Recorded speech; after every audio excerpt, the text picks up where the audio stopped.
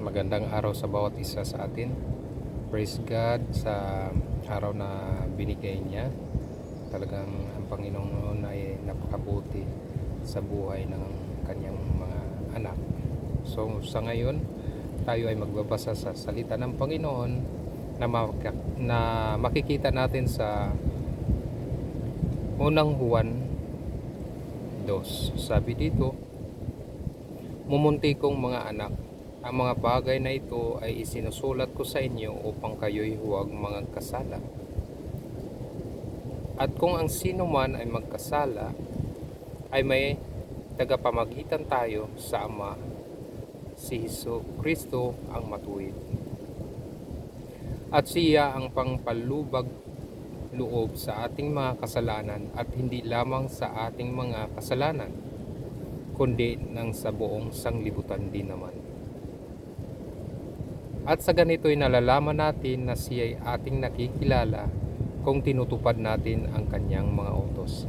Salamat sa kanyang salita. Ang nagsasabing na nakikilala ko siya at hindi tumutupad ng kanyang mga utos ay sinungaling, at ang katotohanan ay wala sa kanya. Datapwat ang sino mang tumutupad ng kanyang salita, tunay na sa kanya ay naging sakdal ang pag-ibig ng Diyos, dahil dito'y nalalaman natin tayo'y nasa kanya. Ang nagsasabing siya ay nananahanan sa kanya ay nararapat din namang lumakad na gaya ng nilakad niya. Mga minamahal, wala akong isinusulat sa inyo na anumang bagong utos, kundi ang dating utos na nasa inyo buhat ng pasimula. Ang dating utos ay ang salita na inyong narinig. Muli, isang bagong utos ang sinusulat ko sa inyo, bagay na tunay na sa kanya at sa inyo, sapagkat ang kadiliman ay lumilipas at ang tunay na ilaw ay lumiliwanag na. Ang nagsasabing siya ay nasa liwanag at napupuot sa kanyang kapatid ay nasa kadiliman pa hanggang ngayon. Ang umiibig sa kanyang kapatid ay nananahan sa liwanag, at sa kanya ay walang anumang kadahilanang ikatitisod. Ngunit ang napupuot sa kanyang kapatid ay nasa kadiliman at lumalakad sa kadiliman, at hindi niya nalalaman kung saan siya naparoroon, sapagkat ang kanyang mga mata ay binulag ng kadiliman. Kayo'y sinusulatan ko, mumunti kong mga anak, sapagkat ipinatawad sa inyo ang inyong mga kasalanan dahil sa kanyang pangalan. Hallelujah. Kayo'y sinusulatan ko, mga ama, sapagkat inyong nakikilala yaong buhat pa ng pasimula ay siya na. Kayo'y sinulatan ko, mga binata, sapagkat inyong dinaig ang masama. Kayo'y aking sinulatan, mumunting mga anak, sapagkat inyong nakikilala ang Ama. Kayo'y aking sinulatan, mga ama, sapagkat inyong nakikilala yaong buhat pa ng pasimula ay siya na. Kayo'y aking sinulatan, mga binata, sapagkat kayo'y malalakas. At ang salita ng Diyos ay nananahan sa inyo, at inyong dinaig ang masama. Huwag ninyong ibigin ang sanglibutan, ni ang mga bagay na nasa sanglibutan. Kung ang sino man ay umiibig sa sanglibutan, ay wala sa kanya ang pag-ibig ng Ama. Sapagkat ang lahat na nasa sanglibutan, ang masamang pita ng laman at ang masamang pita ng mga mata at ang kapalaluan sa buhay ay hindi mula sa Ama, kundi sa sanglibutan. At ang sanglibutan ay lumilipas, at ang masamang pita niyaon, datapwat ang gumagawa ng kalooban ng Diyos ay nananahanan magpakailanman. Mumunting mga anak, ito ang huling oras, at gaya ng inyong narinig na darating ang Antikristo.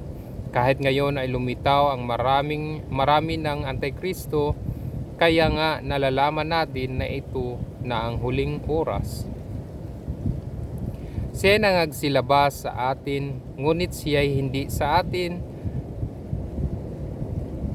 sapagkat kung sila'y sa atin ay nagsipanatili sana sa atin, ngunit nagsilabas upang sila'y mahayag sa silang lahat ay hindi sa atin. At gayoy may pahid ng banal at nalalaman ninyo na ang lahat ng mga bagay, hindi ko kayo sinulatan ng dahil sa hindi ninyo nalalaman ang katotohanan, kundi dahil sa inyong nalalaman at sapagkat alinmang kasinungalingan ay hindi sa katotohanan. Sino ang sinungaling kundi ang tumatanggi na si Jesus ay siyang Kristo? Ito ang Antikristo sa makatuwid, ay ang tumatanggi sa Ama at sa Anak. Ang sino mang tumatanggi sa Anak ay hindi sumasa kanya ang Ama. Ang nagpapahayag sa Anak ay sumasa kanya naman ang Ama. Tungkol sa inyo, ay manahanan sa inyo ang inyong narinig buhat ng pasimula. Kung manahan sa inyo yung buhat ng pasimula ay inyong narinig, kayo naman ay mananahan sa Anak at sa Ama. At ito ang pangakong kanyang ipinangako sa atin, ang buhay na walang hanggan. Isinusulat ko sa inyo ang mga bagay na ito tungkol sa may ibig na magligaw sa inyo, at tungkol sa inyo ang pagkapahid na sa kanya'y inyong tinanggap ay nanahanan sa inyo, at hindi ninyo kailangang kayo'y turuan ng sinuman. Ngunit kung paanong kayo'y tinuturuan ng kanyang pahid tungkol sa lahat ng mga bagay, at siyang totoo at hindi kasinungalingan, at kung paanong kayo'y tinuruan ito, ay gayon kayong nananahan sa Kanya. At ngayon, mumunti kong mga anak, manahan kayo sa Kanya, upang kung siya'y mahayag, ay magkaroon kayo ng pagkakatiwala, at huwag tayong mga pahiya sa harapan niya sa Kanyang pagparito. Kung nalalaman ninyo siya'y matuwid, nalalaman naman ninyo na ang bawat gumagawa ng katwiran ay ipinanganak niya. Praise God sa kanyang salita. Napakabuti ng Panginoon. Sa mga salita niya ay nakaka-encourage na naririnig natin palagi ang salita ng Panginoon, na ito ay importante sa bawat isa sa atin, na tayo ay nagbabasa ng salita ng Panginoon para ma-remind tayo ulit ng Panginoon sa kanyang mga promise at sa kanyang mga warning, even sa kanyang mga pangako sa bawat isa, no? At naway ang bawat isa na magkaroon ng puso na magbasa ng kanyang mga pulong, kahit gaano man tayo kabisi, no? Bigyan natin ng time ang pagbasa ng Biblia. So yun lamang. God bless sa ating lahat.